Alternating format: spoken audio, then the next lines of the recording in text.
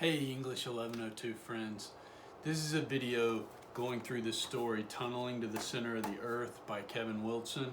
This is under the Innocence and Experience module, and I'll explain why in just a second if you've read the story and it's not obvious to you. Kevin Wilson, who wrote this story, you see him right here. He's a pretty famous Southern author. He is from Tennessee. He has a writing degree from the University of Florida. He teaches now at the University of the South in Sewanee, Tennessee. You see, he's got a number of different books. Tunneling to the Center of the Earth, which is where this story is from, is his first book. He's got a book that came out in 2019, most recently, called Nothing to See Here. Probably his most famous book is The Family Fang, because it was made into a movie with Jason Bateman, if you know that actor. He's a relatively young guy. He's in his 40s. This is a pretty new story.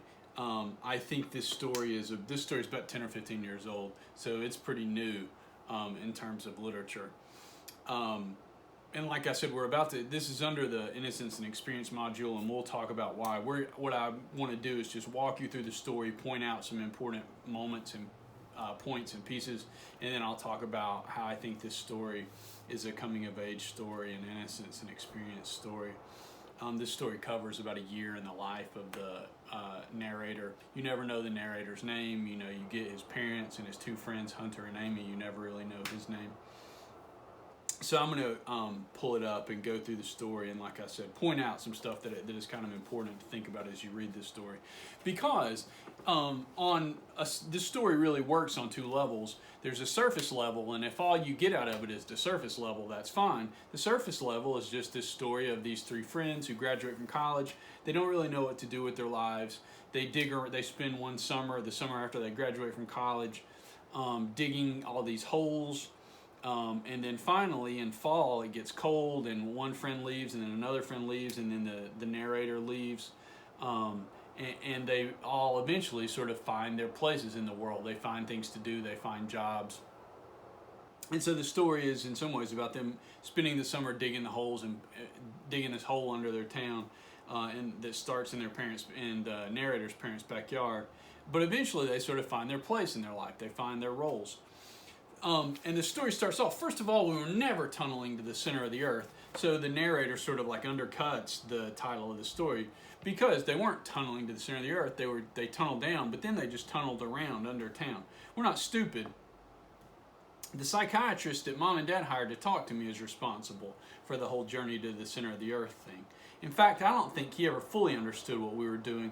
I don't think we really understood it either. We were just digging. And that idea, I don't think we really understood it either. This story is, in some ways, you can understand it to be about, like you graduate from college and you're young and you're sort of in this transition role between graduating from college and finding a job, and you don't really know what to do, and maybe you don't even really know who you are. You're just sort of trying to find your place in the world, and your place in your family, and your place with your friends. You're trying to reset and become an adult and try to figure out what you want to do with your life. It started last summer.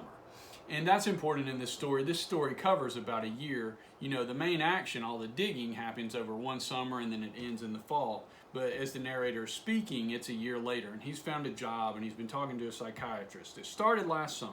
The three of us, Hunter and Amy and myself, had just graduated from college with meaningless degrees.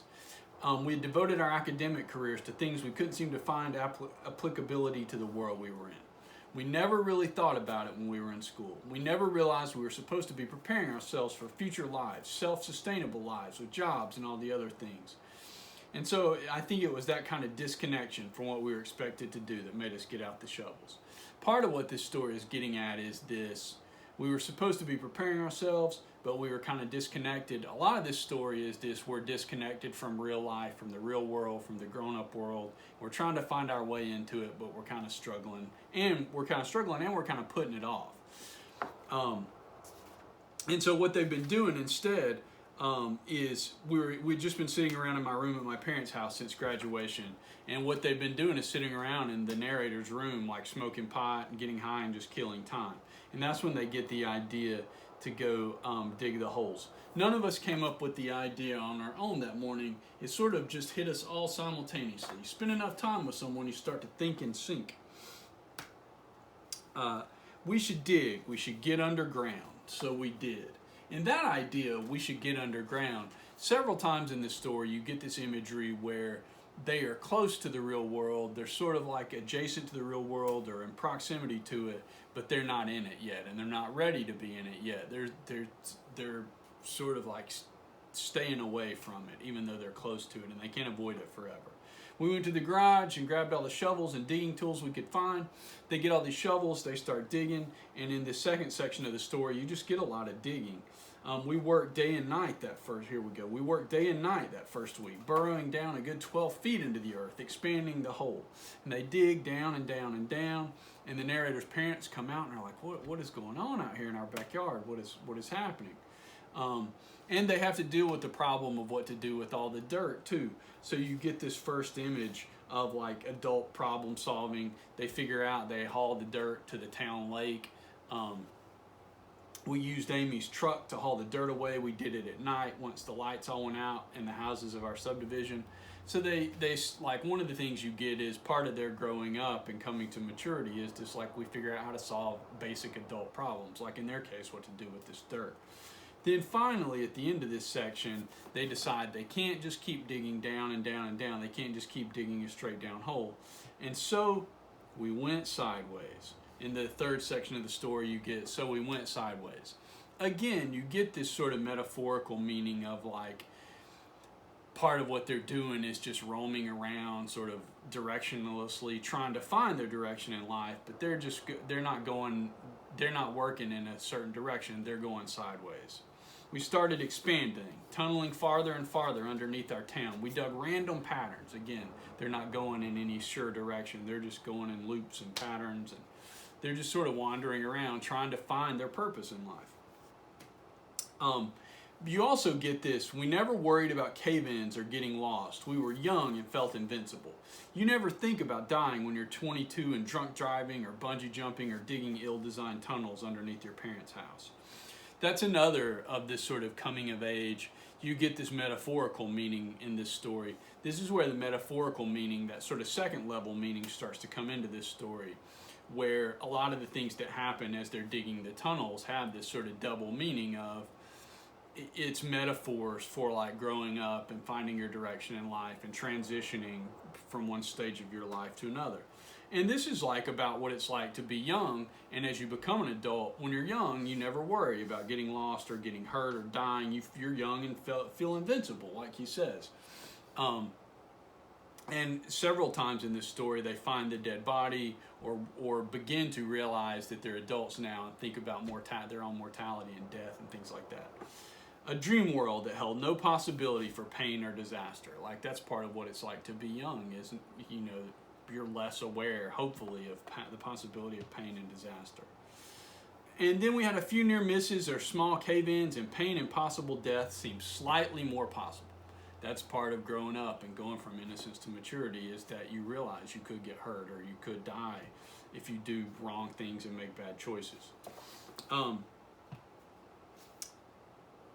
My mother gave us food weekly, dropped bags of groceries in the hole in the backyard where one of us would go pick them up. Again, there's this metaphorical, my parents are still helping to support us.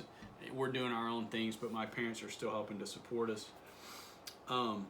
We found time capsules that had been forgotten and never dug up. Amy made stories for each memento. Part of what's happened, part of the process of growing up is realizing that there was a past and that the world existed before you got there, and that you are existing in this very particular point in time and place in time, and that the world existed before you and people did interesting things before you, and the world didn't magically appear a few days before you were born. There were surprising numbers of jars filled with money. Old people must have buried them and forgotten where they were. They were stuffed full of moldy 10s and 20s. This is another metaphorical thing where they happen on some money, they find some money. Often when you're young, you do whatever you can for money, you work odd jobs, especially like when you're in college and things like that. So they find some money. They also find a dead body. We found animal bones and human bones in the still decomposing body of Jasper Cooley, a drunk who had disappeared a few months ago. We couldn't find any signs of why he died. Again, this sort of like sense of mortality, and they brush up against somebody who died, and it's like this becoming an adult, and like somebody you know has died and stuff like that. But even then, we ate sandwiches and listened to faint noises of people and cars and machinery above ground. We had portals all over town, which we could pop out of if we ever wanted, but we never did. We spent all our time underground. Again, they can hear the real world, but it's like, no, we're not ready to join that. That's somewhere else. We're not ready to be a part of that yet. Our shovels bit into the earth until they disintegrated. And you get this paragraph right here where the parents, he handed down boxes of batteries, flashlights, candles, and lanterns. The parents are trying to support him, trying to help him find his purpose in life. Again, like often what happens is when you have these moments of transition and you're trying to find your purpose and trying to find your direction in life, your parents are there trying not to push you, but trying to support you. And you get this, finally we both walked in the same direction, him on the surface of the earth and me below it. I imagined his footsteps above me as I moved. You get this metaphorical sort of trying to, following in the footsteps of your parents and trying to decide how much you're going to be like your parents and do what they did, and those kinds of questions and issues. And you get this next paragraph where we talked about our days where we had dug. We all knew the wonderful feeling of digging into a new kind of soil. We were seeing the secrets of the earth revealed in tiny increments. It was better than drugs, though we still did the drugs. And part of being young is this sort of like having all these new experiences and sort of peeling back the layers of life and having all these new experiences and finding new things and feeling new things. And again, you get that metaphorical meaning here in this story.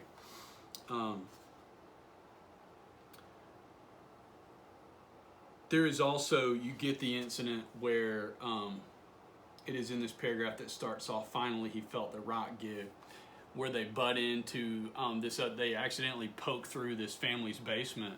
Hunter poked his head inside the hole and looked around the Corning family's basement. He'd broken through the cinder block wall of their basement, which had been turned into a recreation room for the children. And it is this sort of butting into other people's lives and causing problems for other people and kind of getting away with it. Again, this sort of metaphorical, you happen upon things and cause problems for other people and when you're young and kind of careless and you're like, oh, I'm sorry about that. And then it was November and cold. And so the summer is over, they've been tunneling, and now it has turned to fall. We took all three of our sleeping bags and zipped them together to make one large bag to hold us, covered in dirt, teeth chattering. And it's like their season, it's sort of like they run out of money, they run out of time. It's time to grow up and like transition out of this sort of like, it's time to find some purpose and stop just wandering around and wasting time. And you get that too because this is where his friends leave. Hunter leaves first, and then Amy leaves a few days later. And finally, the narrator in this story is alone in a hole, and he's trying to figure out what to do. He's just sort of sitting there till finally his parents come get him and pull him out. I felt a hand on my shoulder, and then I heard my father speak, "Son, it's just me and your mom. Your friends called us." And again, the parents come down and support him. They're like, "Look, we'll help you find a job. We'll help support you." And again, you get that metaphorical part of what's happening in this story is your parents sort of trying to help you without trying to push you, but trying to support you and help you find a job. My father had talked to a friend about getting me a job with his landscaping firm. They had contacted a psychiatrist whom I could talk to. They made it seem very plausible. I grabbed my shovel, took a plastic shopping bag and filled it with dirt, and then one by one we climbed out of the hole and walked back to the house. And so it's like this period of his life is over, and he is transitioning into his adult life. I don't talk to Hunter or Amy anymore. Again, one of the metaphorical things happening in this story is like you have your, often in periods and stages in your life, you have friends and you're very close to them, and then y'all kind of go your separate ways. People graduate from college, graduate from high school, and you go your separate ways. And these people that you were really close to, you lose touch with them, and it's kind of sad. Hunter was in Alberta spelunking around in Castleguard Cave, Amy is getting her PhD in geology and publishing articles revolving around gender and mining. If you notice right here, they all get jobs that combine their school experience, what they were educated in, and their practical experience digging in the hole. Amy gets a job that combines mining and geology. Hunter is caving in Canada. His degree was in Canadian studies. I ended up seeing the psychiatrist for a year. He said that I had been postponing my life. Hiding in the tunnels had been a way to avoid the responsibilities of the real world. Here's where the story sort of locks it down and just tells you, here's what's really happening here. And yes, that's true. I knew that the minute we started digging, but it was more than that. I don't know what it was, but it was more than that. And so you get this where he just comes out and says, like, you've been a way to avoid the responsibilities of the real world. Sometimes when work is over and I'm gathering up the equipment and supplies, so here he is working for a landscaping company, I place my hand flat against the ground and feel the thump, thump, thump through my body like Morse code. And so even the narrator gets this combination of his practical experience digging and his degree, which was in Morse code. So he touches the earth and it feels like Morse code, and he feels like he can sort of understand the work that he's doing. And then I realized this is just my heart, and the things it is saying are indecipherable. I dig my fingers into the freshly tilled ground and feel happy again, happier than anything on earth, anything on top of the earth. And so it's like you start your adult life, and it's not as fun and it's not as happy as your college life maybe, but it's the thing that comes next. It's the thing that everybody eventually has to do. And so tunneling to the center of the earth is in some ways about tunneling to like find your purpose, tunneling to the core of like your purpose of life, tunneling into the next stage of your life.